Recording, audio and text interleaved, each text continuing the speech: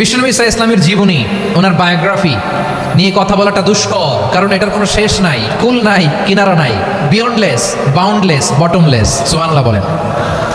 কারণ তিনি তো এমন নবী যিনি হ্যাঁ বললে এটা শরীয়তে হালাল হয়ে যায়। নবীর মুখ দিয়ে যদি বেরোয় হ্যাঁ, নাম, ইয়েস, তাহলে এটা হালাল। ঠিক কিনা বলেন? এ নবীর মুখ দিয়ে যদি না বের হয় যে না, নো, তাহলে এটা শরীয়তে হারাম হয়ে যায়। কেমন নবী আমরা পেয়েছি, যিনি হ্যাঁ বললে হালাল, না বললে হারাম। যিনি সাব্বাবা, এই আঙ্গুলি উপরের দিকে উঁচু করলে চাঁদ ভেঙে দুই টুকরা হয়ে যায়। যে নবী জমিন থেকে পা উঁচু করলে আল্লাহর আরশে মেরাজে চলে যায়। এমন নবীর উম্মত আমরা হয়েছি। যে নবীকে বাদ দিলে কোরআন বোঝা যায় না, কারণ এ নবীর উপরই কোরআন নাজিল করেছে কে? এ নবীকে বাদ দিলে হাদিস বোঝা যায় না, কারণ হাদিস তো এ নবীর মুখনিসৃত পবিত্র বাণী। সুবহানাল্লাহ পড়েন। এ নবীকে বাদ দিলে জান্নাত চেনা যায় না, কারণ জান্নাত তিনি চাক্ষুষ দেখে এসে আমাদেরকে মেরাজ শেষে বর্ণনা করে শুনিয়েছেন। এ নবীকে বাদ দিলে জাহান্নাম চেনা যায় না, এ নবীকে বাদ দিলে আমার রবকে চেনা যায় না। ঠিক কিনা বলেন? আপনারা সুনামগঞ্জ জেলা থেকে কারা কারা এসেছেন দেখি? সুনামগঞ্জ, মাশাআল্লাহ, মাশাআল্লাহ, মাশাআল্লাহ। ঠিক আছে, হাত নামাও। সুনামগঞ্জ গেল। হবিগঞ্জ, হবিগঞ্জ, ঠিক আছে, হাত নামাও। মৌলভীবাজার দেখি, মৌলভীবাজার, মাশাআল্লাহ, ঠিক আছে। এবার সিলেটের কারা কারা দেখি?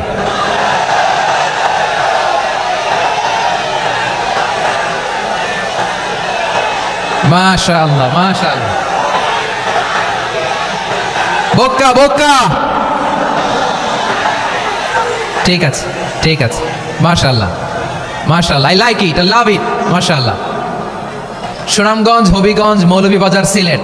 সিলেটের এই 4 জেলার বাইরে থেকে কারা কারা আসছেন দেখি? মাশাআল্লাহ। অন্যান্য অনেক জায়গা থেকে আমার বাইরে এসেছে। মাশাআল্লাহ। আল্লাহ সবাইকে কবুল করুক। আজকের এই প্রোগ্রামকে, এই তাফসীরুল কোরআন মাহফিলকে আমাদের নাজাতের ওসিলা বানাক।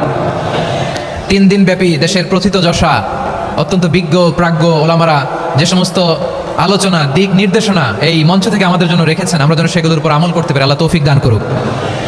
প্রিয় ভাইয়েরা, বড় গ্যাদারিং, অনেক বড় শোডাউন, জনপ্রিয়তা, এগুলো আমাদের উদ্দেশ্য না। আমাদের উদ্দেশ্য হচ্ছে আল্লাহর সন্তুষ্টি। সিলেট, আওয়াজ করে বলো, আমাদের উদ্দেশ্য কার সন্তুষ্টি? আল্লাহর সন্তুষ্টি। ওইটা যদি পাই যথেষ্ট। আলহামদুলিল্লাহ, আলহামদুলিল্লাহ। ডেড বডি পচে যাবে, গলে যাবে, তারপর ইসলাম বলে না, খবরদার, এই মরা লাশটারও একটা মর্যাদা আছে না নাই? ইসলাম বলে লাশটা গলে যাবে, পচে যাবে, কিন্তু এটার অমর্যাদা করো না। কর্পূর দিয়ে, খেজুর পাতা দিয়ে, এটাকে ওয়ার্ম ওয়াটার দিয়ে, গরম পানি দিয়ে ধৌত করো। সাদা শুভ্র ধবধবে কাপড় দিয়ে লাশটাকে তুমি কাভার করো।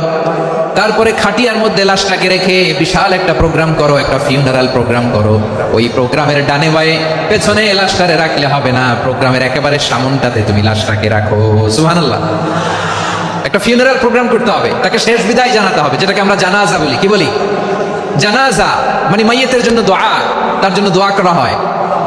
তাকে একটা সিস্টেমেটিক অর্ডারে কবরে রাখা হয়, সুন্দরভাবে সেটাকে কবরস্থ করা হয়, মাটি দেয়া হয়, পানি দেয়া হয়। তার মানে মরে গেল মানুষের সম্মান বাড়ায় দিয়েছে কে? এজন্য আল্লাহ বললেন, ওয়ালাকাদ কাররামনা বানি আদম, বনি আদমের সম্মান মর্যাদা আমি আল্লাহ বাড়িয়ে দিয়েছি।